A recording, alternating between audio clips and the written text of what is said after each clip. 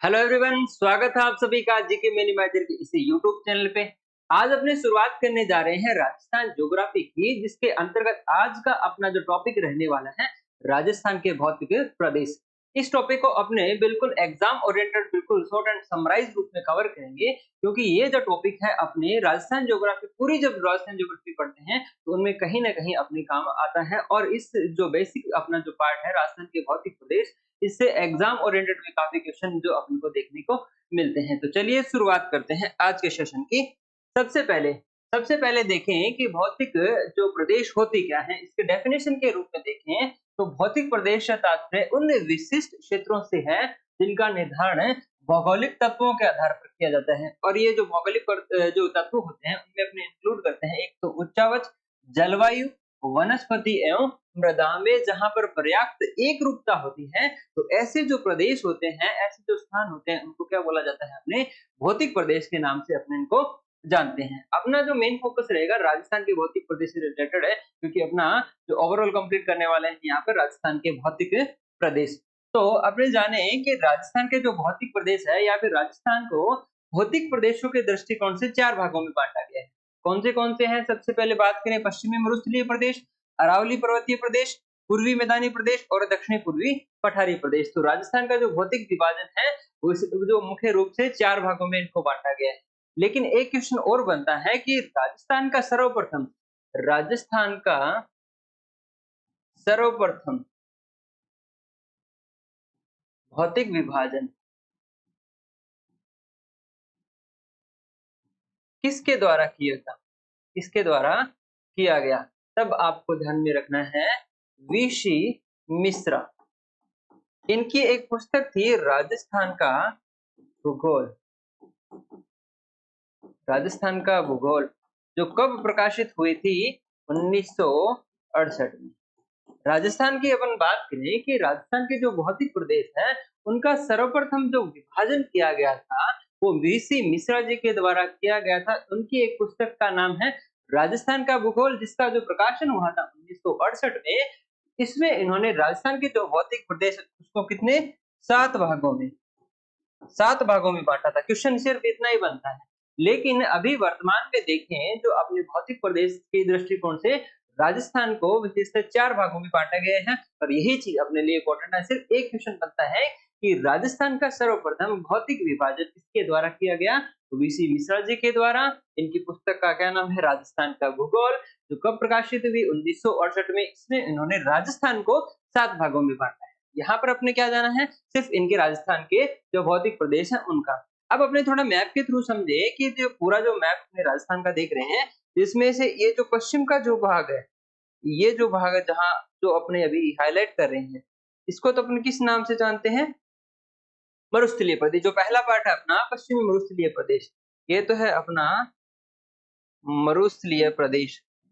अब second part जो देखें अपने, ये जो अपने हाईलाइट कर रहे हैं बिग ग्रीन से, और राजस्थान का बिल्कुल मिड पार्ट अपने माने इसको, तो ये है अपना अरावली। इसको बोलते हैं अपने अरावली। उसके बाद में ये है अपना पूर्वी मैदान। ये जो राजस्थान का जो है ये है पूर्वी मैदानी प्रदेश, ये है पूर्वी मैदानी। और लास्ट में जो अपना हाड़ौती वाला क्षेत्र है उसको अपने बोलते हैं दक्षिणी पूर्वी पठारी प्रदेश। तो ये मुख्यतः राजस्थान के क्या है? चार भाग है। ये अपन को थोड़ा ध्यान में रखने हैं। सिर्फ अपने यहाँ पर मैप के थ्रू हल्का सा समझा है, बाकी वन बाय वन अपने जो चारों पार्ट है भौतिक प्रदेश के, उनको एक साथ एक बार कवर करेंगे। इसमें अपनी शुरुआत करेंगे पश्चिमी मरुस्थलीय प्रदेश से। और आज का जो सेशन रहने वाला है वो पूरा डेडिकेट रहने वाला है इससे संबंधित राजस्थान का जो पश्चिमी मरुस्थलीय प्रदेश है। ये कुछ टेबल है जो इसकी अपने लास्ट में चर्चा करेंगे, क्योंकि अपने भौतिक प्रदेश का जो पूरा लास्ट अपने समराइज रूप से समझे और एग्जाम ओरिएंटेड सारी चीजें एक साथ यहाँ पर कवर करते हैं। पहले अपने वन बाय वन चारों को कवर करेंगे, फिर लास्ट में इस टेबल के माध्यम से पूरा जो टॉपिक है उनको समराइज करेंगे। चलिए सबसे पहले शुरुआत करेंगे अपने पश्चिमी मरुस्थलीय प्रदेश से। और आज का जो स्पेशल जो अपना सेशन है वो डेडिकेट भी किसको रहने वाला है? पश्चिमी मरुस्थलीय प्रदेश को। यह प्रदेश थार के मरुस्थल का उत्तरी पूर्वी है। जो थार का जो मरुस्थल है, जो राजस्थान सॉरी भारत और पाकिस्तान में फैला हुआ है, उसका जो उत्तरी और पूर्वी भाग है जो वो कहाँ पर है? राजस्थान में देखने को मिलता है। और राजस्थान का लगभग जो 61% जो भाग है वो किसके अंतर्गत आता है? मरुस्थलीय प्रदेश के अंतर्गत आता है। और थार के मरुस्थल की अगर थोड़ी-सी बात करें तो लगभग जो इसका भाग है थार के मरुस्थल का, उसका विस्तार कहाँ पर है? भारत में है। और भारत में भी अगर आपको पूछ लिया जाए कि थार के मरुस्थल का सर्वाधिक विस्तार कहाँ पर देखने को मिलता है, तो अपने राजस्थान में ही देखने को मिलता है। अब अपन वन बाय वन थोड़ा-सा एक बार और चर्चा करते हैं कि यह क्या है? तैतीस सागर का अवशेष है। तैतीस सागर का अवशेष है। जब अपने राजस्थान का सामान्य परिचय किया था, तब अपन ने देख लिया था कि राजस्थान के जो भौतिक प्रदेश हैं, जिनमें 4 भाग हैं, जिनमें 2 तो किसके अवशेष हैं? तैतीस सागर के, और जो 2 अवशेष है वो किसके हैं? गोंडवाना लैंड के हैं। तो यहाँ पर जो पश्चिमी मरुस्थलीय जो प्रदेश है, वो किसका है? तैतीस सागर का अवशेष है।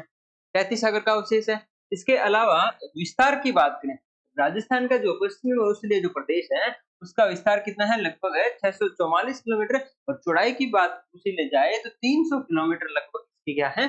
चौड़ाई। और यह लगभग 2,09,000 वर्ग किलोमीटर में फैला हुआ है। तो राजस्थान जो लगभग 3,42,239 वर्ग किलोमीटर में फैला हुआ है, उसमें से 2,09,000 वर्ग किलोमीटर क्षेत्रफल तो किसका है? सिर्फ पश्चिमी मरुस्थलीय प्रदेश का। तो राजस्थान का लगभग 61% जो भाग किसमें सम्मिलित किया जाता है? पश्चिमी मरुस्थलीय प्रदेश के अंतर्गत सम्मिलित किया जाता है। राजस्थान की कुल क्षेत्रफल का कितना? 61.11% भाग क्या है? मरुस्थलीय है। और राजस्थान की कुल जनसंख्या का लगभग 40 जो प्रतिशत है, वो इस मरुस्थल में निवास करता है। तो क्षेत्रफल कितना हो गया? लगभग पूरे राजस्थान का 61% जो क्षेत्रफल है, इसके अंतर्गत आता है?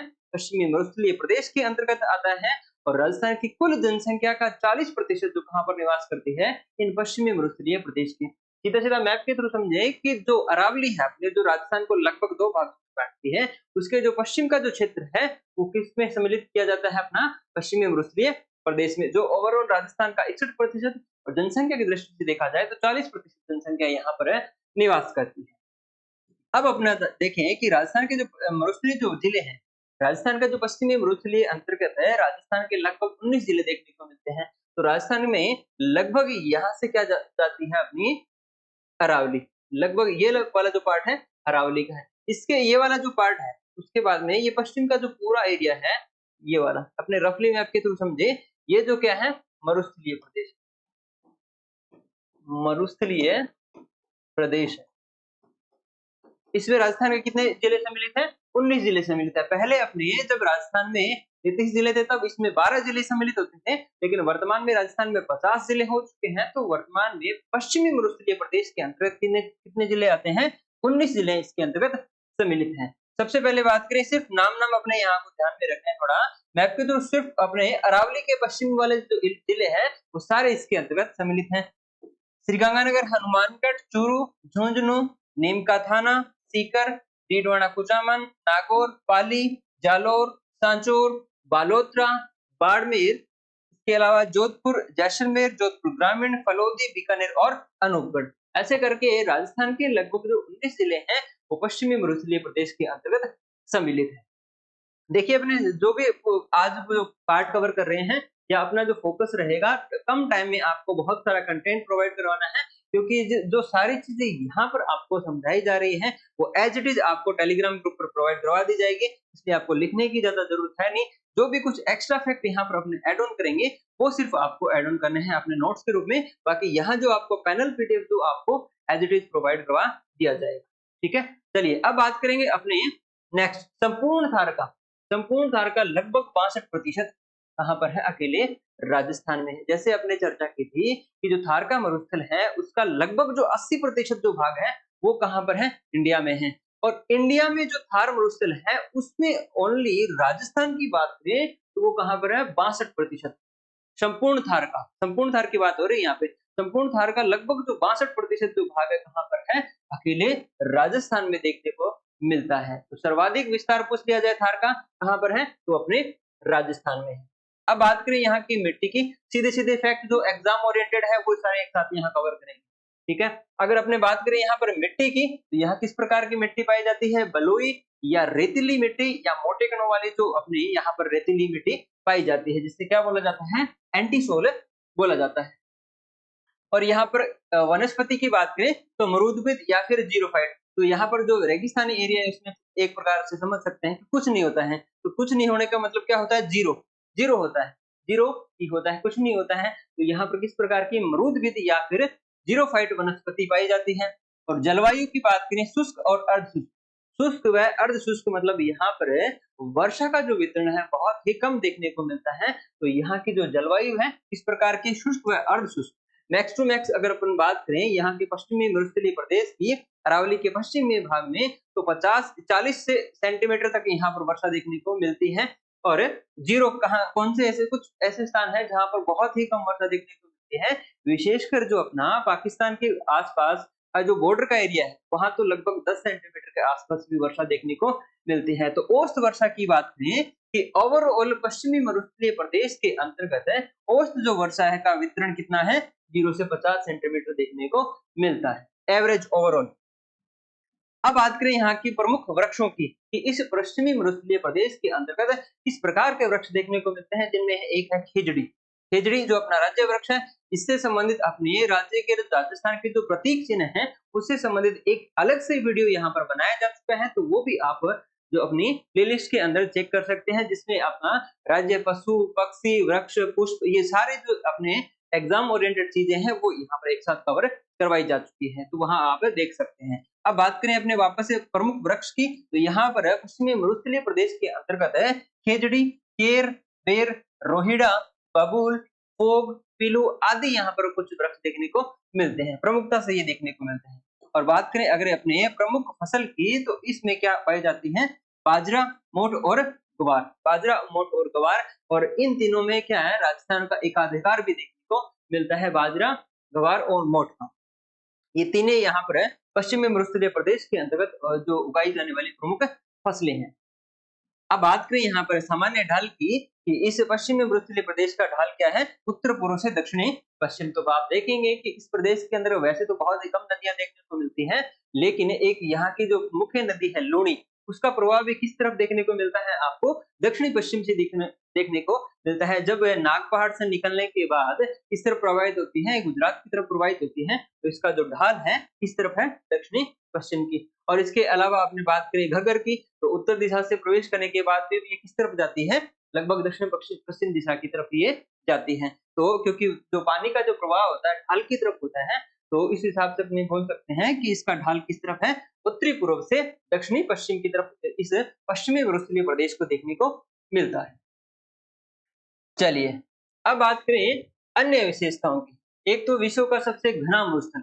विश्व के अन्य जो मरुस्थल देखने को मिलते हैं, उनमें कंपैरिजन किया जाए तो इसको क्या माना जाता है? विश्व का सबसे घना मरुस्थल, नवीन मरुस्थल, क्योंकि इसका अभी भी विस्तार हो रहा है। जब भी ये जो आंधियां चलती है अगर ये विशेषकर गर्मियों के बाद में, तो ये इसका धीरे-धीरे विस्तार भी हो रहा है। तो इसके लिए इसको क्या माना जाता है? नवीन या युवा मरुस्थल के नाम से भी जाना जाता है। जिसमें बात करें राजस्थान के, जैसे राजस्थान के आसपास के जो पड़ोसी राज्य है, वहां पर इसका निरंतर क्या हो रहा है? विस्तार हो रहा है। सर्वाधिक जैव विविधता, विश्व के जो अन्य जो मरुस्थल है उनके कंपैरिजन में यहाँ पर जैव विविधता देखने को मिलती है, इसलिए इसको क्या बोला जाता है? सर्वाधिक जैव विविधता वाला विश्व का सर्वाधिक धनी मरुस्थल। विश्व का सर्वाधिक धनी मरुस्थल भी देखने को मिलता है कि अन्य मरुस्थल जहाँ पर कुछ नहीं, लेकिन इस पश्चिमी मरुस्थल में आप देखेंगे कि तेल के कुएं भी आपको देखने को मिलते हैं, प्राकृतिक गैस के भंडार भी अपने को देखने को मिलते हैं, और कुछ जो अपने विशेष जो जड़ी बूटियां हैं वो भी यहाँ पर देखने को मिलती है। तो ये क्या माना जाता है? विश्व का सर्वाधिक धनी मरुस्थल भी इसको बोला जाता है। तो ये कुछ अन्य विशेषताएं हैं जो सीधी सीधे एग्जाम में पूछ ली जाती है। चलिए, अब बात करेंगे अपने पश्चिमी मरुस्थलीय प्रदेश के पश्चिमी, जैसे राजस्थान के भौतिक प्रदेश को अपने 4 भागों में बाँटा था। अब जिसमें से अपने पहला जो कवर करे पश्चिमी मरुस्थलीय प्रदेश, अब उसको भी समझने के दृष्टिकोण से अपने 2 भागों में बाँटे।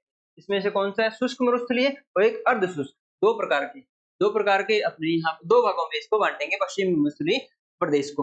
अपने मैप के थ्रू समझे, जैसे देखिए, ये है अपना अरावली। अरावली के पश्चिम में ये वाला जो पार्ट किसका है? मरुस्थलीय प्रदेश का। ये क्या है अपना? पश्चिमी मरुस्थलीय प्रदेश। अब इसको भी अपने 2 भागों में बाँटे, तो ये वाला जो पार्ट, ये वाला, ये तो क्या है? शुष्क मरुस्थलीय प्रदेश, शुष्क मरुस्थलीय प्रदेश। और यहाँ पर जो आपको दिखाई दे रहा है घग्गर का मैदान है, शेखावाटी प्रदेश है, नागौर भूमि है और ये जो लूनी बेसिन है इसको अपने क्या बोलो किस नाम से जानते हैं? अर्धशुष्क, अर्धशुष्क मरुस्थलीय प्रदेश। इसको अपने जो राजस्थान का मरुस्थलीय प्रदेश है उसको अपने दो भागों में बांटा है, जिनमें बात करें जो शुष्क मरुस्थलीय है ये जिनमें विशेषकर जो अपना जोधपुर संभाग आता है और कुछ पार्ट जो किसका अपना बीकानेर संभाग का आता है वो तो किसमें आएगा जो शुष्क मरुस्थलीय प्रदेश में। और बाकी जो अलग पार्ट है जिसमें बात करें गंगनगर हनुमानगढ़ जो घग्गर का मैदान है और इसके अलावा शेखावाटी प्रदेश है, नागौरी उच्च भूमि है और जो लूनी बेसिन है उसको अपने किसके अंतर्गत सम्मिलित करेंगे? अर्ध शुष्क मरुस्थलीय प्रदेश के अंतर्गत सम्मिलित करेंगे। दोनों को अपने वन बाय वन कंप्लीट करेंगे, जिसमें से पहला बात करें अपने शुष्क मरुस्थलीय प्रदेश को। इसे महान भारतीय मरुस्थल भी बोला जाता है। महान भारतीय मरुस्थल जिसका विस्तार कहाँ पर है? जैसलमेर, बीकानेर, जोधपुर ग्रामीण, फलोदी, बालोतरा, उत्तरी पश्चिमी बाड़मेर और पश्चिमी विशेषकर जोधपुर जो संभाग है वो इसके अंतर्गत सम्मिलित है। और कुछ पार्ट किसका है? अपने बीकानेर का, कुछ पार्ट है बीकानेर का। तो ये इसके अंतर्गत सम्मिलित है शुष्क मरुस्थलीय प्रदेश के। यहाँ के अपने औसत औसत वर्षा की बात करें तो लगभग 0 से 25 सेंटीमीटर यहाँ पर वार्षिक वर्षा देखने को मिलती है। और यहाँ की जलवायु जैसे इसके नाम से स्पष्ट है शुष्क जलवायु यहाँ पर देखने को मिलती है। और यहाँ क्या पाए जाते हैं? बालू का स्तूप या फिर रेत के टीले या फिर धोरे या धरियन, सारे एक ही नाम है, यहाँ पर देखने को मिलते हैं। तो सर्वाधिक अगर आपको बालू का स्तूप पूछ लिया जाए तो इस शुष्क मरुस्थलीय प्रदेश के अंतर्गत देखने को मिलते हैं, जहाँ की वो वार्षिक औसत वर्षा जो है 0 से 25 सेंटीमीटर देखने को मिलती है। और विस्तार इसका जोधपुर संभाग, लगभग जोधपुर संभाग और कुछ पार्ट किसका? बीकानेर संभाग का इस शुष्क मरुस्थलीय प्रदेश के अंतर्गत सम्मिलित है। अब शुष्क मरुस्थलीय प्रदेश को भी अपने दो भागों में बांटेंगे। इसमें इसको भी अपने दो भागों में बांटेंगे, जिसमें से एक तो है बालू का स्तूप युक्त और एक है बालू का स्तूप मुक्त। जैसे अपने वापस मैप के थ्रू समझे, इस मैप में अपने जाना, देखिए ये है अपना, वापस से इरेज करके इसको वापस हाईलाइट करते हैं अपने, जैसे ये है अपना शुष्क मरुस्थलीय प्रदेश, शुष्क मरुस्थलीय प्रदेश, जिसमें से ये जो पार्ट आपको जहां पर दिखाई दे रहा है जिसमें जैसलमेर और जोधपुर का जो कुछ पार्ट है जहां पर आपको पथरीला मरुस्थल देखने को मिलता है उसको अपने क्या बोलते हैं? बालू का स्तूप मुक्त प्रदेश। और वो जो बाकी जो प्रदेश यहाँ पर आपको लाइट जो दिखाई दे रहा है उसको बोलते हैं बालू का स्तूप युक्त। जहां पर बालू का स्तूप देखने को मिलते हैं इस शुष्क मैदान के मरुस्थलीय प्रदेश के अंतर्गत उसको क्या बोला जाता है? शुष्क मरुस्थलीय बालू का स्तूप युक्त। और जहां पर नहीं है, जहां पर पथरीला है, उसको क्या बोला जाता है? बालू का स्तूप मुक्त प्रदेश। ये दो प्रकार के यहाँ पर है। शुष्क मरुस्थलीय प्रदेश को अपन ने दो भागों में बांटा है। कौन सा? पहला बालू का स्तूप युक्त, जहां पर बालू का स्तूप है उसको तो क्या बोला जाएगा? बालू का स्तूप युक्त। जहां पर नहीं है, कुछ पथरीला जो भाग है या पथरीला मरुस्थल जहां पर देखने को मिलता है उसको क्या बोला जाता है? बालू का स्तूप मुक्त प्रदेश। अब अपने देखें कि ओवरऑल जो पश्चिमी मरुस्थलीय प्रदेश है जिसमें से शुष्क जो मरुस्थलीय प्रदेश है उसके अंतर्गत बालू का स्तूप युक्त कितना है? 58.50% पर है। क्या है? बालू का स्तूप युक्त प्रदेश, जहां पर बालू का अपने को या फिर रेत की टीले देखने को मिलते हैं उनको तो अपन क्या बोलते हैं? इर्ग। जो बालू का स्तूप के जो मरुस्थलीय प्रदेश है बालू का स्तूप युक्त है जहां रेत के टीले देखने को मिलते हैं उसको तो क्या बोलते हैं? अपने इर्ग। तो इर्ग की परिभाषा समझे अपने, शुष्क रेतीला मैदान में बालू का स्तूप युक्त जो संपूर्ण मरुस्थल है उसको किस नाम से? इर्ग के नाम से जानते हैं। जो शुष्क मरुस्थलीय प्रदेश का कितने प्रतिशत भाग पर है? 58.50% भाग पर इसका विस्तार है। नेक्स्ट है अपना बालू का स्तूप मुक्त, जहां पर क्या है? बालू का स्तूप नहीं है, वो कितना है? 41.50% है इसका शुष्क मरुस्थलीय प्रदेश को। और उसको क्या बोला जाता है? हमादा के नाम से जाना जाता है। तो हमादा क्या होता है? पथरीला या चट्टानी जो मरुस्थल होता है जो उसको क्या बोला जाता है? हमादा बोला जाता है। और एक थर्ड टर्म यहाँ पर अपन को देखने को मिलती है रेक। रेक का मतलब होता है जहां पर इर्ग और हमादा दोनों का जो कॉम्बिनेशन होता है उसको किस नाम से? रेग के नाम से जाना जाता है। हमादा या के चारों ओर विस्तृत जो मिश्रित जो मरुस्थल है, जहाँ पर कुछ भाग तो किसका रेतीला भाग भी देखने को मिलता है और कुछ भाग पथरीला भी देखने को मिलता है, उसको किस नाम से जानते हैं? अपने रेग के नाम से जानते हैं। तो ये अपना कुछ हुआ शुष्क मरुस्थलीय प्रदेश के 2 भागों के बारे में सिर्फ बेसिक परिचय। अब उनकी हमने अलग-अलग चर्चा करेंगे। अब अपने बात करेंगे बालू का स्तूप की, कि बालू का स्तूप राजस्थान में अपने एग्जाम के पॉइंट ऑफ व्यू से कौन से ध्यान में रखने हैं, कि बालू का स्तूप होते क्या हैं? रेत के टीले, उनको अपन क्या बोलते हैं? बालू का स्तूप। और रेत के टीलों को क्या बोलते हैं? बालू का स्तूप। और अन्य किस नाम से? धरियन, धोरे, टिबे और टीले, इनको अपने अलग-अलग नाम से भी जानते हैं। और सर्वाधिक बालू का स्तूप पूछ लिया जाए तो जैसलमेर जिले के अंतर्गत सर्वाधिक अपने बालू का स्तूप देखने को मिलते हैं। और जो बालू का स्तूप के प्रकार है जिनकी चर्चा अभी अपने करने वाले हैं, तो अगर पूछ लिया जाए कि सभी प्रकार के जो भी बालू का स्तूप के प्रकार है, वो सर्वाधिक कहाँ पर देखने को मिलते हैं? सभी प्रकार के जो बालू का स्तूप है कहाँ पर? जोधपुर ग्रामीण के अंतर्गत पाए जाते हैं। जोधपुर ग्रामीण जिले में अपने को सभी प्रकार के बालू का स्तूप देखने को मिलते हैं।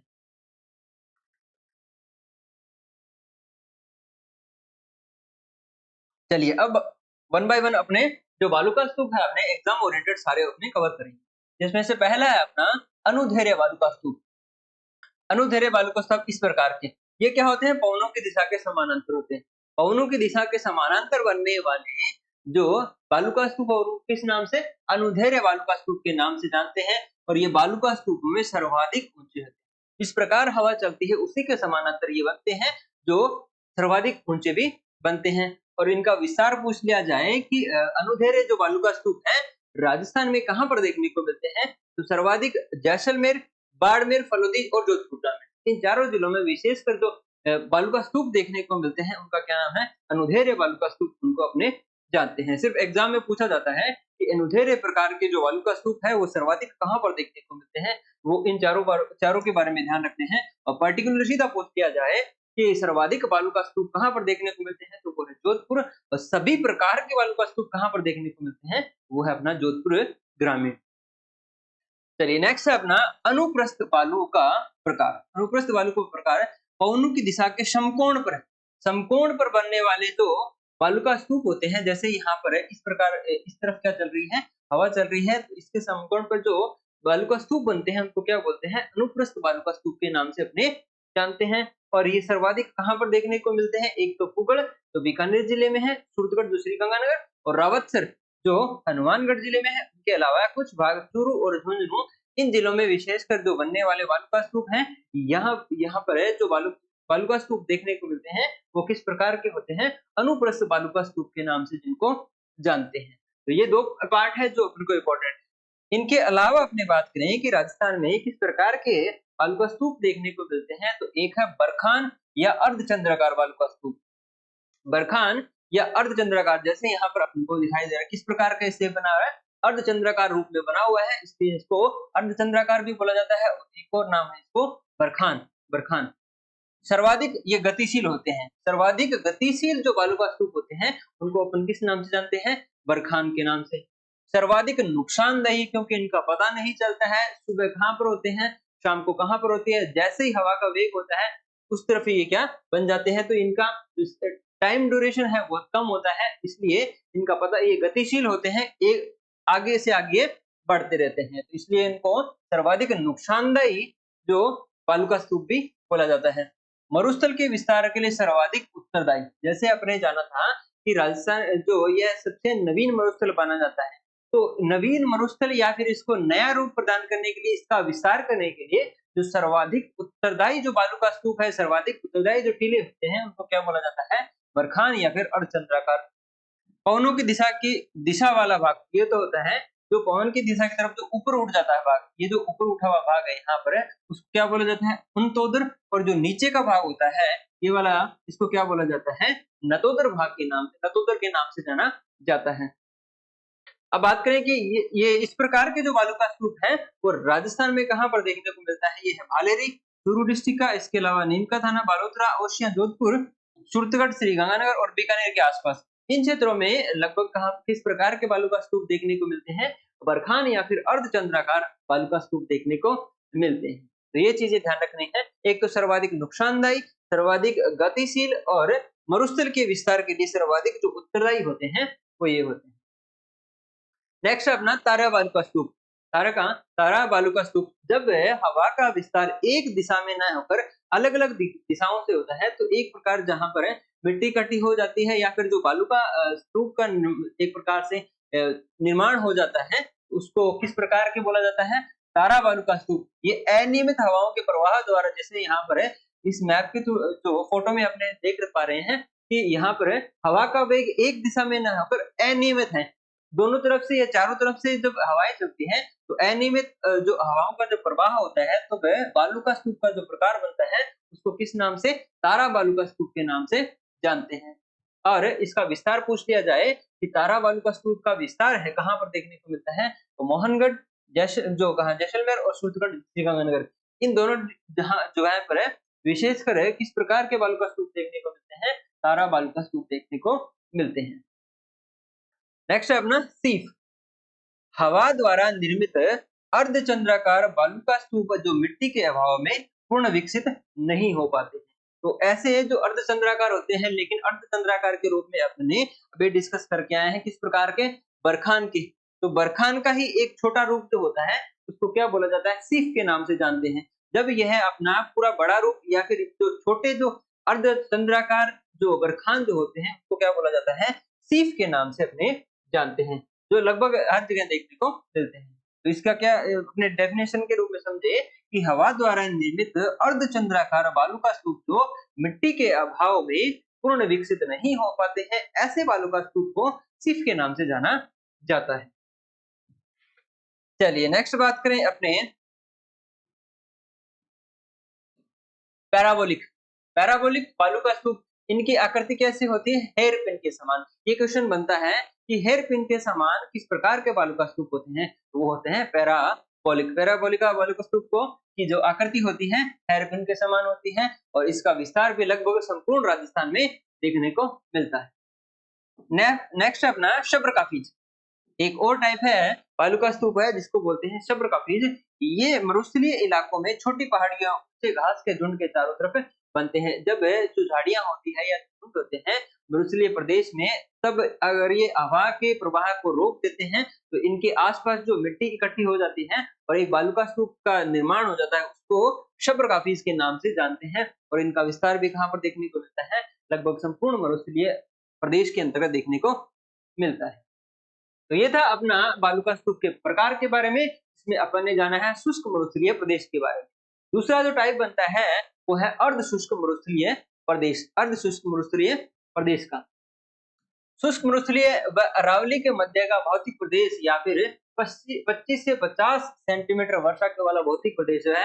एक तो शुष्क मरुस्थलीय प्रदेश है और एक अपने समझे कि अरावली। इन दोनों के बीच में जो भौतिक प्रदेश अपन को देखने को मिलता है उसको किस नाम से? अर्ध शुष्क मरुस्थलीय प्रदेश के नाम से जानते हैं। और यहाँ पर जो वर्षा का जो वितरण है कितना है? 25 से 50 सेंटीमीटर वर्षा का वितरण देखने को मिलता है। सबसे पहले जो अपने एक बार वापस से थोड़ा सा क्विक रिवीजन में, जैसे राजस्थान के भौतिक प्रदेश को 4 भागों में बांटा। उसके बाद में राजस्थान के आज जो अपने शुरुआत किया है जो पश्चिमी मरुस्थलीय प्रदेश, उसको भी अपन ने 2 भागों में बांटा था। एक तो शुष्क मरुस्थलीय, एक अर्ध शुष्क मरुस्थलीय। तो शुष्क जो मरुस्थलीय प्रदेश है वो ऑलरेडी यहाँ पर कंप्लीट कर चुके हैं, जिसमें से एक था बालू का स्तूप मुक्त और बालू का स्तूप युक्त। इसका जो सेकंड जो पार्ट बनता है शुष्क मरुस्थलीय प्रदेश का, उसको अपने किस नाम से जानते हैं? अर्ध शुष्क मरुस्थलीय प्रदेश को। सारी चीज अपने कवर की है वो 1 से 2 मिनट में यहाँ पर क्विक रिवीजन कर ली है। अब अपने जाने कि जो शुष्क मरुस्थलीय अरावली के बीच का जो भौतिक प्रदेश है जहाँ पर वर्षा का जो वितरण देखने को मिलता है 25 से 50 सेंटीमीटर देखने को मिलता है, उसको अपने किस नाम से जानते हैं? अर्ध शुष्क मरुस्थलीय प्रदेश के नाम से जानते हैं। अब विस्तार बात करें कि अर्ध शुष्क जो मरुस्थलीय प्रदेश है उसका विस्तार कहाँ पर है? तो इसका विस्तार श्रीगंगानगर हनुमानगढ़ घग्गर बेसिन है, इसको अपने 4 भागों में बांटेंगे। इसमें से सबसे जो ऊपर का पार्ट है या जो उत्तरी राजस्थान का भाग है घग्गर बेसिन है, श्रीगंगानगर हनुमानगढ़ अनूपगढ़, इनके अलावा चूरू झुंझुनू सीकर नीम का थाना शेखावाटी बेसिन का, इसके अलावा नागौरी उच्च भूमि नागौर डेडवाना कुचामन का क्षेत्र है और जो लूणी बेसिन है लूणी का जो प्रवाह क्षेत्र है जिसमें बात करें अपनी जो पाली जालोर सांचौर और दक्षिण पूर्वी बाड़मेर, ये इसके अंतर्गत सम्मिलित है। या फिर इसका जो विस्तार है अर्ध शुष्क मरुस्थलीय प्रदेश का वो इन जिलों में देखने को मिलता है। और जैसा इसके नाम से स्पष्ट है, यहाँ पर जो जलवायु पाई जाती है अर्ध शुष्क जलवायु पाई जाती है और वर्षा का वितरण कितना है 25 से 50 सेंटीमीटर यहाँ पर देखने को मिलता है। तो ये कुछ बेसिक जानकारी है आपको अर्ध शुष्क मरुस्थलीय प्रदेश के बारे में।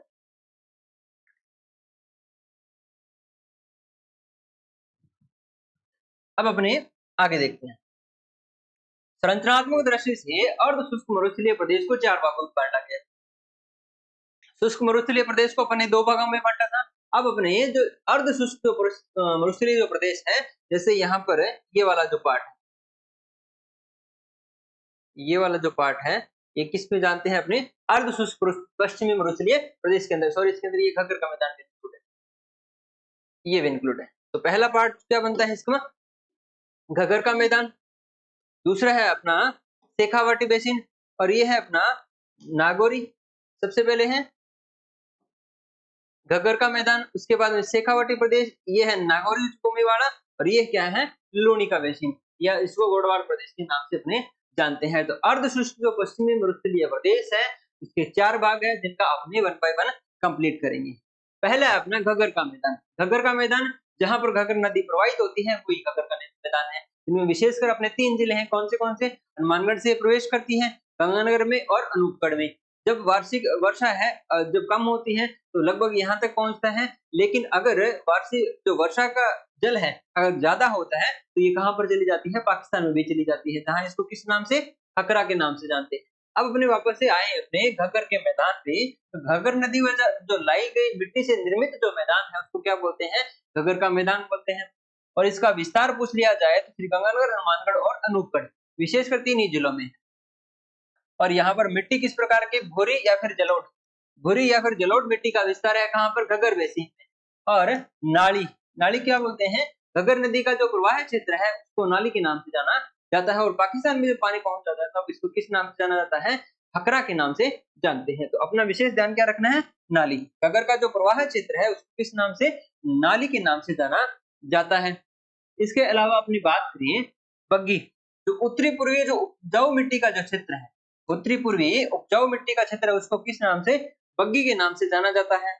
यहाँ पर सेम की समस्या से ग्रसित है। यह जो घग्गर का जो मैदान है और यहाँ पर जो सिंचित भाग भी काफी है और यहाँ पर जो इंदिरा गांधी नहर देखने को मिलती है, तो यह वाला जो क्षेत्र है किस प्रकार की समस्या है, सेम की समस्या से देखने को मिलती है। जिसके उपाय के लिए एक तो जिप्सम और रॉक फेस पेड़ का उपाय किया जाता है, साथ साथ में यहाँ पर हरित पट्टिका भी लगाई जाती है। और हरित पट्टिका के रूप में बात करें तो यहाँ पर सफेदा, जो मूलतः कहाँ का है, ऑस्ट्रेलिया का पेड़ है, मूलतः ऑस्ट्रेलिया का एक पेड़ है सफेदा, वो यहाँ पर हरित पट्टिका के रूप में लगाया जाता है। इसके समस्या के समाधान के लिए, सेम की समस्या के समाधान की, क्योंकि इसके आसपास जो भूमि है सेम के कारण यहाँ पर बंजर होती है, बंजर हो जाती है, इसलिए इस प्रकार की समस्या के निदान के लिए यहाँ पर क्या लगाया जाता है, सफेदा लगाया जाता है या फिर हरित पट्टिका लगाई जाती है। तो यह है अपना घग्गर का मैदान से संबंधित अपनी इंपॉर्टेंट चीजें। नेक्स्ट है अपना शेखावाटी प्रदेश।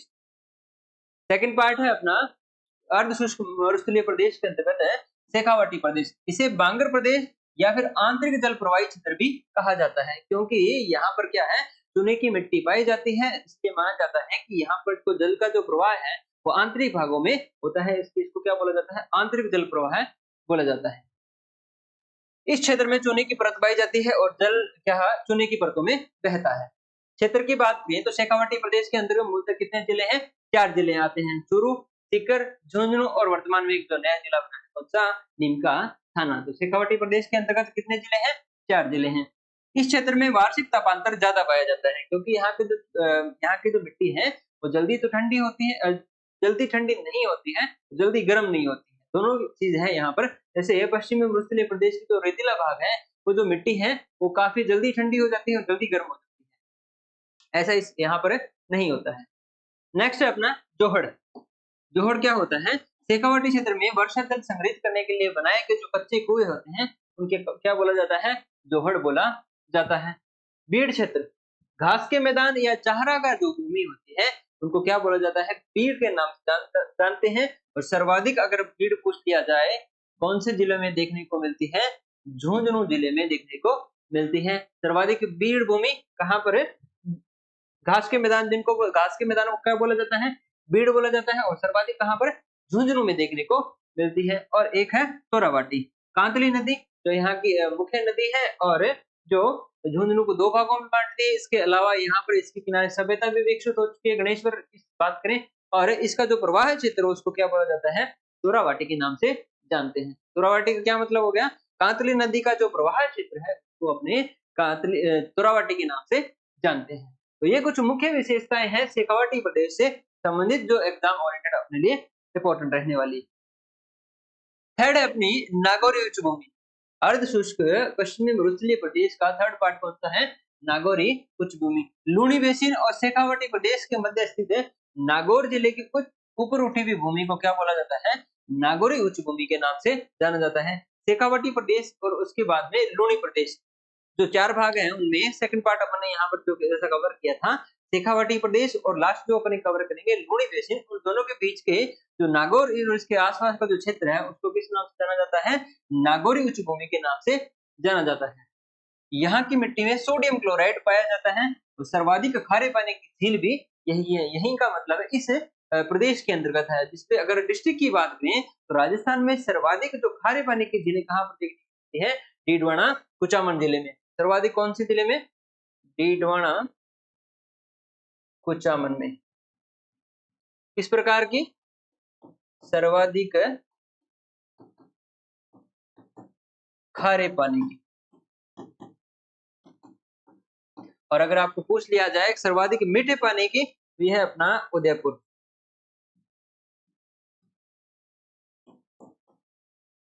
मीठे पानी की। और झीलों की नगरी भी किसको बोला जाता है? उदयपुर को। उदयपुर को बोला जाता है। तो ये दोनों ध्यान रखने हैं डिस्ट्रिक्ट की सर्वाधिक खारे पानी की झीलें कहाँ पर देखने को मिलती हैं? तो है अपने डीडवाना कुचामन जिले के अंतर्गत। और सर्वाधिक मीठे पानी कहाँ पर देखने को मिलती है? उदयपुर में। इसलिए क्या बोला जाता है? उदयपुर को जिलों की नगरी बोला जाता है। तो राजस्थान के जो भी शहर हैं, मुख्य शहर हैं, उनके उपनाम से संबंधित अपनी एक सेपरेट वीडियो बनाई जा चुकी है। वो भी आप प्लेलिस्ट में देखकर कवर कर सकते हैं, जिसमें अपने राजस्थान की जो भी मुख्य शहर हैं जिनके अलग-अलग जिनके नाम से एग्जाम ओरिएंटेड जो पूछे जाते हैं हमको, वो सारे एक साथ कवर किए हैं। उसको प्लेलिस्ट में आप वीडियो देख सकते हैं। अब सर्वाधिक खारे पानी की झील कहाँ पर देखने को मिलती है? नागौरी उच्च भूमि में। कुबड़ पट्टी, बांका पट्टी, फ्लोरोसिस पट्टी और हौज पट्टी। ये क्या है कि मेड़ता नागौर से पुष्कर अजमेर के मध्य की जो यहाँ का जल है, यहाँ पर फ्लोराइड की मात्रा काफी देखने को मिलती है, जिससे यहाँ के जो लोग हैं उनकी कमर क्या मुड़ जाती है। उस प्रकार की ये जो पट्टी है इसको किस नाम से जानते हैं? कुबड़ पट्टी, बांका पट्टी या फिर फ्लोरोसिस पट्टी के नाम से अपने इसको जानते हैं। और फ्लोराइड से सर्वाधिक प्रभावित जिला अगर पूछ लिया जाए तो नागौर जिला है, तो सर्वाधिक में प्रभावित जिला माना जाता है। नेक्स्ट है अपना गोडवाल प्रदेश या फिर लूनी बेसिन। लूनी नदी और इसकी सहायक नदियों द्वारा निर्मित जो मैदान है उसको किस नाम से? लूनी बेसिन या फिर गोडवाल प्रदेश के नाम से जानते हैं। तो मरुस्थलीय प्रदेश है, उसकी एक मुख्य नदी है अपनी कौन सी? लूनी, जो कहां से निकलती है? नागपाड़ से निकलती है। क्षेत्र की बात करें कि अजमेर, नागौर, जावरपाली, जोधपुर ग्रामीण, जालोर, सांचौर, बालोतरा और बाड़मेर, यहाँ पर गोडवाल प्रदेश है या फिर इसको लूनी बेसिन बोलते हैं। और यहाँ पर अगर मिट्टी पूछ लिया जाए इस प्रदेश के अंतर्गत नवीन कांपी है या फिर जलोढ़ मिट्टी देखने को मिलती है। नेक्स्ट है छप्पन की पहाड़ियां, कहाँ पर है? बालोतरा। छप्पन की पहाड़ियां कहाँ पर है? पहले बाड़मेर पढ़ते थे, अब क्या ध्यान रखना है? छप्पन की पहाड़ियों से संबंधित कौन से जिले में है? बालोतरा जिले में है। और सांचौर, राजस्थान का पंजाब किस जिले को बोला जाता है? सांचौर को क्या बोला जाता है? राजस्थान का पंजाब। ये भी उसका उपनाम है, वो भी अपने उस वीडियो में कंप्लीट कर चुका है जो अपने शहरों और जिलों के उपनाम से संबंधित है। यहाँ क्या ध्यान रखना है वापस से कि सांचौर किसको बोला जाता है? सांचौर को क्या बोला जाता है? राजस्थान का पंजाब के नाम से भी जानते हैं। और नेहड़, बाड़मेर व जालौर का जो गुजरात से लगता हुआ जो क्षेत्र है, जो बॉर्डर का जो एरिया है, अंतर्राज्यीय बॉर्डर का जो एरिया है, वहां पर जो गुजरात से टच करता हुआ बाड़मेर और जालौर का जो कुछ भाग है उसको किस नाम से? नेहड़ के नाम से जानते हैं। पीपलूद, रेगिस्तान का माउंट आबू या फिर राजस्थान का लघु माउंट आबू। रेगिस्तान का माउंट आबू या फिर राजस्थान का लघु माउंट आबू किसको बोला जाता है? पीपलूद को बोला जाता है। जो और यहीं पर क्या है? हल्देश्वर महादेव का मंदिर भी यही है। हल्देश्वर महादेव का मंदिर कहाँ पर है? पीपलूद में है, जिसे क्या बोला जाता है? राजस्थान का राजस्थान का तो क्या, रेगिस्तान का तो क्या बोला जाता है, माउंट आबू, और राजस्थान का लघु माउंट आबू। चलिए ये था अपना कुछ संबंधित है बोर्ड और प्रदेश से संबंधित। अब इसके अलावा चारों पार्ट अपने कंप्लीट कर लिए हैं, इससे कुछ बेसिक बेसिक टर्म्स अपन को ध्यान में रखने हैं, वो अपने पश्चिमी मरुस्थलीय प्रदेश से संबंधित। तो पहली है अपनी लाठी सीरीज। जैसलमेर जिले में पोखरण से मोहनगढ़ तक भारत पाक सीमा के सहारे मीठे पानी की जो भूगर्भिक जल पट्टी है उसको अपने किस नाम से जानते हैं, लाठी सीरीज के नाम से जानते हैं। और यहाँ पर क्या पाई जाती है, धामण, करड़, सेवड़, ये क्या है, पौष्टिक जो घासें हैं वो भी इस क्षेत्र में या फिर लाठी सीरीज के अंतर्गत पाई जाती है। नेक्स्ट है अपना चांदन नलकूप, ये कहाँ पर है, ये भी जैसलमेर। चांदन नलकूप कहाँ पर है, जैसलमेर, जिसे क्या बोला जाता है, थार का गढ़ा के नाम से जाना जाता है। बाटाडू का कुआं, ये कहाँ पर है, वर्तमान में बालोतरा जिले में, जिसे क्या बोला जाता है, रेगिस्तान का जल महल। तो थार का गढ़ा पूछ लिया जाए तो कौन सा है, चांदन नलकूप, लेकिन रेगिस्तान का जल महल पूछ लिया जाए वो कौन सा है, बाटाडू का कुआं। ये संगमरमर का बनाया हुआ है, संगमरमर का बना हुआ है, कहाँ पर है, बायतू के अंतर्गत बालोतरा में, बालोतरा जिले के बायतू में ये बाटाडू गांव में बना हुआ है। अकलवुड फॉसिल पार्क, अकलवुड फॉसिल पार्क भी कहाँ पर है, जैसलमेर में। इसके अलावा राष्ट्रीय मरी उद्यान जो जैसलमेर बाड़मेर के अंतर्गत जो बना हुआ है, कौन सा, राष्ट्रीय मरी उद्यान। रेगिस्तान का मार्च, रेगिस्तान का जो आगे बढ़ता है, रेगिस्तान का जो विस्तार होता है उसको क्या बोला जाता है, रेगिस्तान का मार्च बोला जाता है। और अब आपको ये कमेंट के माध्यम से ये बताना है कि रेगिस्तान का मार्च या फिर रेगिस्तान का जो विस्तार होता है उसके लिए सर्वाधिक उत्तरदायी जो बालू का स्तूप होता है वो कौन सा होता है, उसका आंसर आपको कमेंट के माध्यम से बताना है, क्योंकि अपनी आप आज ही अपने कवर किया है। नेक्स्ट अपना नखलिस्तान, मरुस्थल में वह क्षेत्र जहां जल बेसिन पाए जाते हैं उसके चारों ओर जो हरियाली विकसित हो जाते हैं उसे क्या बोला जाता है, नखलिस्तान बोला जाता है। जो भी अपने मरुस्थलीय प्रदेश है उसके अंतर्गत आसपास जो हरियाली जो विकसित होती है तो उसको क्या बोला जाता है, जल जहां पर पाया जाता है, जल बेसिन जहां पर पाया जाता है उसके आसपास जो हरियाली विकसित हो जाती है उसको किस नाम से, नखलिस्तान के नाम से जाना जाता है। नेक्स्ट है इंसेलबर्ग, रेगिस्तानी क्षेत्रों में ढालनुमा पाई जाने वाली जो खड़ी चट्टानें होती है उसको किस नाम से जाना जाता है, इंसेलबर्ग के नाम से जानते हैं। गिरिपद, गिरी का मतलब होता है पहाड़, पद का मतलब होता है पैर। तो रेगिस्तानी पहाड़ों में, रेगिस्तानी प्रदेश में पाए जाने वाले पर्वत के नीचे वाला स्थान जहां पर बालू का रेत जो इकट्ठी हो जाती है उसको क्या बोला जाता है, गिरिपद के नाम से जानते हैं। नेक्स्ट है अपना बजादा। बजादा क्या होता है कि मरुस्थल में स्थित पर्वतीय क्षेत्रों के नीचे वाला क्षेत्र जहां पर्वतीय जल आकर समाप्त हो जाता है उसको क्या बोला जाता है, बजादा, बजादा के नाम से जाना जाता है। नेक्स्ट अपना पलाया, रन या टाट, मरुस्थल में पाए जाने वाले अस्थायी जिलों जो विशेषकर क्या होती है, लवणीय होती है, उन अस्थायी जिलों को किस नाम से जाना जाता है, पलाया, रन या फिर टाट के नाम से जाना जाता है।